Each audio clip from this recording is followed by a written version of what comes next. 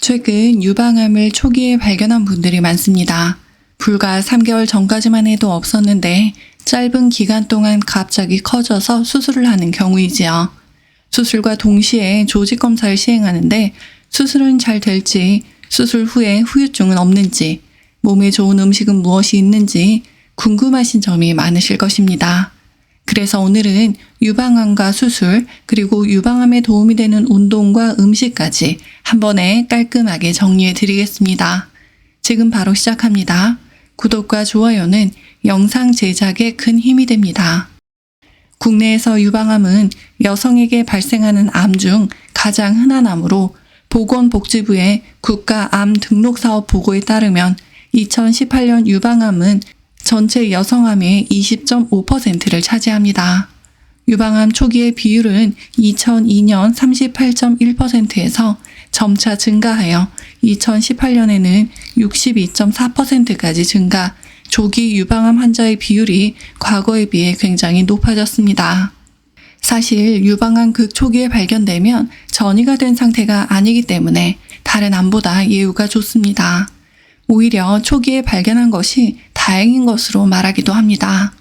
유방암이 발견되면 수술을 진행해야 되는 경우가 있는데요. 하지만 수술은 일생에 있어 몇 번 하지 않는 큰 경험으로 환자들은 많이 두려워합니다.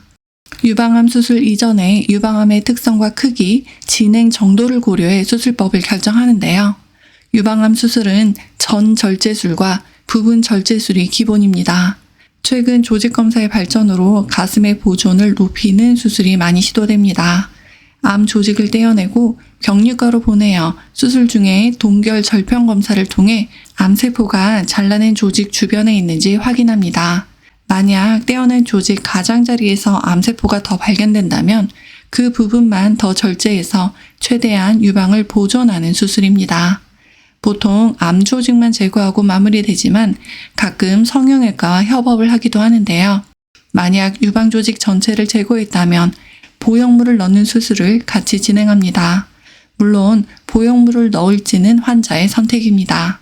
그렇다면 수술 후의 관리는 어떻게 해야 될까요? 수술로 인해 우리 몸은 큰 스트레스를 받습니다.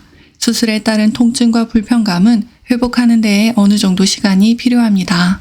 정상으로 돌아오는 데는 6개월이 걸릴 수도 있고 환자에 따라 1년 이상이 걸릴 수 있습니다. 초기의 경우 항암 치료를 하지 않기도 하지만 암의 진행 여부에 따라 항암 치료를 병행할 수 있는데요. 항암 치료 후에는 얼굴이 화끈거린다든지 괜히 짜증이 난다든지 밤에 잠도 잘 안 오고 땀이 자주 나기도 합니다. 방사선 치료 후 치료 부위가 뻐근해지면서 피부가 아플 수도 있습니다. 이러한 것이 3에서 6개월 후에도 지속될 수 있는데 이는 방사선에 의해 염증이 생겼다가 근육이 재생되면서 일어나는 현상입니다. 수술 후에는 운동도 중요합니다. 자신의 관심과 생활 방식에 맞는 운동을 찾는 것이 중요한데요. 권장되는 운동은 주로 유산소 운동이며 하루에 30분, 일주일에 3에서 4일 정도 운동을 합니다. 걷기만 해도 병이 낫는다라는 책에서는 걷기로 암을 이겨낼 수 있다고 말합니다. 한 연구에 따르면 숲에서 여행하는 사람들은 NK세포 활성률이 크게 증가하는 것으로 나타났습니다. NK세포는 암세포와 비정상 세포를 파괴하고 버포린과 그랜자인 같은 항암 단백질을 생성해 항암 치료에 도움을 줍니다.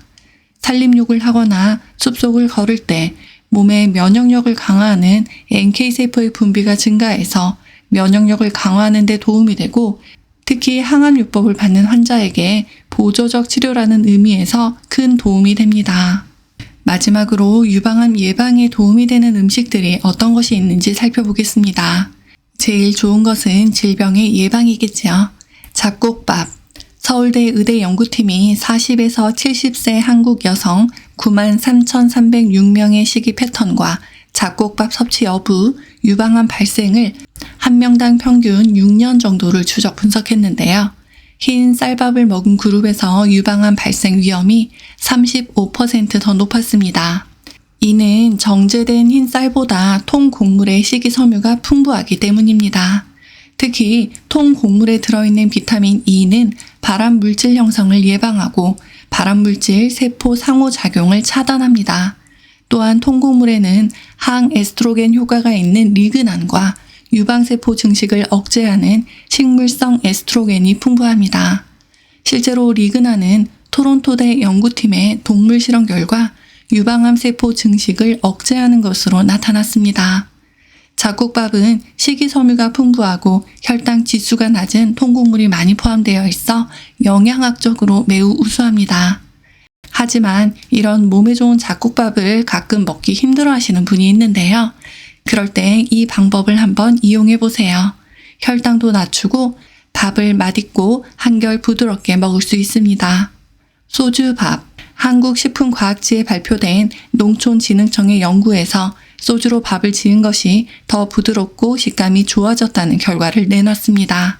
압력밥솥에 소주를 넣고 밥을 하면 더욱더 부드럽게 먹을 수 있는데요. 소주를 넣을 때 영양소 함유량도 함께 검증했습니다. 항산화 성분인 폴리페놀의 함량이 높아졌는데요. 알코올은 조리 과정 중에 모두 증발되므로 특별히 걱정하지 않아도 됩니다. 그렇다면 밥을 할 때 소주 넣는 양을 좀 알아야겠죠. 2인분 기준으로 물 200cc에 소주 2잔을 넣습니다. 단 소주 2잔만 넣으면 식감도 좋고 영양소도 훌륭한 밥이 완성된답니다. 게다가 이렇게 밥을 하면 당뇨의 발병률까지 16% 낮아졌다고 하니 한번 시도해보는 것도 좋을 것 같습니다. 기름 1숟가락. 쌀에 기름과 물을 넣고 열을 가하면 전분과 지방산이 만나서 분해되기 어려운 저항 전분으로 바뀝니다. 저항성 전분이란 식이섬유가 최대 90% 포함된 전분을 말합니다. 전분을 많이 섭취하면 지방이 축적되지만 식이섬유가 든 전분, 즉 저항성 전분을 섭취하면 오히려 지방이 분해가 되는 것이지요. 이렇게 저항성 전분으로 바뀌면 소화도 오래 지속되고 혈당도 천천히 올릴 수 있습니다. 권장하는 기름은 엑스트라 버진 올리브유, 코코넛 오일, 아보카도 오일이지만 집에 있는 참기름도 얼마든지 사용할 수 있습니다. 4인 기준 밥에 오일 1스푼을 넣어 밥을 하면 현미밥이 굉장히 부드러워지고 심지어 찰밥처럼 쫀득쫀득한 느낌도 느낄 수 있습니다. 녹차물. 녹차물을 사용하여 밥을 하면 항산화 성분이 크게 증가합니다. 한국식품영양제학회에 발표된 논문에서 녹차 분말 3g을 풀어 놓으면 항산화 성분이 크게 증가했다라고 합니다. 일반 물로 지은 밥과 비교했을 때 폴리페놀 함량이 약 40배 이상 증가했다고 합니다. 녹차의 떫은 맛, 카테킨 성분은 발암 억제, 동맥 경화, 혈압 상승 억제, 혈전 예방, 항바이러스, 항비만, 항당뇨 등 여러 가지 다양한 효과가 있습니다. 찻잎 속에 많이 들어있는 플라보노이드는 산화작용을 막아 노화까지 방지할 수 있습니다. 이 플라보노의 함량이 일반 물로 지은 밥에는 0.13mg, 녹차물로 지은 밥에는 32.9mg으로 월등히 높은 수치를 나타냅니다. 녹차밥을 짓는 방법은 매우 간단한데요. 녹차를 우려낸 물에 소금으로 간을 하고 밥을 하면 됩니다. 녹차잎을 우려서 해도 되고 번거롭다면 그냥 티백을 이용해 녹차물을 만들어 사용해도 됩니다. 오늘은 유방암 수술과 수술 후 관리, 그리고 유방암에도 좋고 심지어 혈당 관리에도 좋은 잡곡밥 만드는 방법까지 알아보았습니다. 오늘 영상을 보시고 하실 일이 있습니다. 첫째는 잡곡밥에 집에 있는 올리브유나 참기름을 넣어 밥의 맛을 한번 느껴보는 것이고요. 두 번째가 더 중요합니다. 소중한 분들에게 전해주시고 구독과 좋아요, 알림 설정 눌러주세요. 다음에 더 좋은 영상으로 꼭 다시 만나요.